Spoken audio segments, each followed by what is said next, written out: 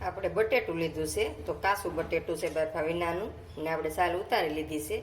તો આપણે આ ખમણી લીધી છે, તો ખમણીથી આપણે આ રીતે ખમણી લેવાની. તો આપણે જોવો બટેટાના ઝીણું આપણે ખમણી લીધું છે ને 2-3 પાણી આપણે ધોઈ લીધું. તો હવે આપણે આ સાબુદાણાનો ભૂકો છે, તો મિક્સરમાં આપણે પીસી લીધો છે, તો એ ભૂકો નાખવાનો છે આપણે. હવે આપણે આદુ ને મરચી છે, તો ખાંડી લીધું છે એને, તો આપણે એ નાખી દઈએ. હવે આપણે નિમક નાખી દઈએ સ્વાદ પ્રમાણે. હવે આપણે આખું જીરું લીધું છે, તો એ નાખી દઈએ થોડું.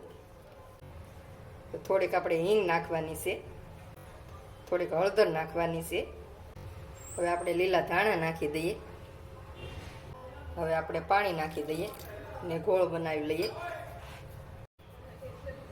હવે આપણે લીંબુ નાખવાનું છે થોડું, તો લીંબુ નાખી દઈએ. તો હવે આપણે 5 મિનિટ થઈ ગઈ છે, તો પલળી જશે, બહુ સરસ બની ગયું છે, જોવો તમે. તો હવે એ ગરમ થઈ ગઈ છે, તો એમાં આપણે આ રીતે તેલ લગાડી લેવાનું છે. તો આપણે આ મિક્સર છે એ આ રીતે આપણે મૂકી દેવાનું છે એમાં, ને ચમચીએ કરી ને આ રીતે ટીકી બનાવી લેવાની છે. તો આ રીતે મૂકતું જવાનું છે ચમચીથી. તો આપણે ગેસ ધીમો રાખવાનો છે ને ઢાંકવાની જરૂર નથી. આ રીતે તમારે બે બાજુ પલટાવતું જવાનું છે ને સારી રીતે આપણે શેકી લેવાની છે લોઢી. તો ટીકી આપણે સડી ગઈ છે, તો આ રીતે શેડવી લેવાની છે. તો હવે આપણે ડીશમાં કાઢી લઈએ આ રીતે. તો આપણે ટીકી બનાવી છે ને આ એમાં પાણી નાખીને આપણે આસું કરી લીધું છે. જો તમે આ રીતનું આસું કરી લીધું છે.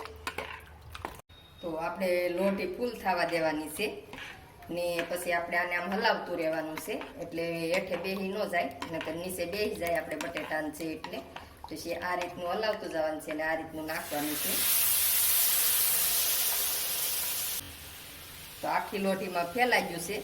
તો હવે એને સડવા દઈને આપણે, લોઢી મોટી હોય એટલે આપણે થોડીક વાર આ રીતે આમ ફેરવતું રહેવાનું છે, એટલે ફરતી પા સડી જાય. ને થોડીક વાર આપણે ફૂલ ગેસ રાખવાનો છે, એટલે પાણી હોય અંદરનું એ સૂહી જાય. ને પછી આપણે થોડોક ધીમો કરી દેવાનો છે ને ધીમે ગેસે પછી સડવા દેવાનો છે. તો હવે આપણે જોવો અહીંયા લાલ કલર આવી ગયો છે ઉપર, ત્યાં સુધી આપણે સડવા દેવાનો છે. ને ફરતી કોરી તમે જોવો એની હાથે ઉસકી ગઈ છે. તો હવે આપણે આ રીતે જોવો પલટાવી લેવાનો છે. આ રીતે આપણે વાળી લઈએ ને હવે આપણે કાઢી લઈએ ડીશમાં. તો હવે આપણે ઢોસા બની ગયા છે, તો આપણે આ રીતે કાઢી લઈએ. આપણે આ ટીકી બનાવી છે, તો એ આપણે આમાં રાખી દઈએ. આવી શકો ને ટીકી આવું મરચી આદુ નાખીને બધું ટેસ્ટી બનાવીને ખાઈ શકો. આપણે આ તીખી ચટણી છે, તો તીખી ચટણી લઈ લઈએ. હારે આપણે સોસ લઈ લઈએ.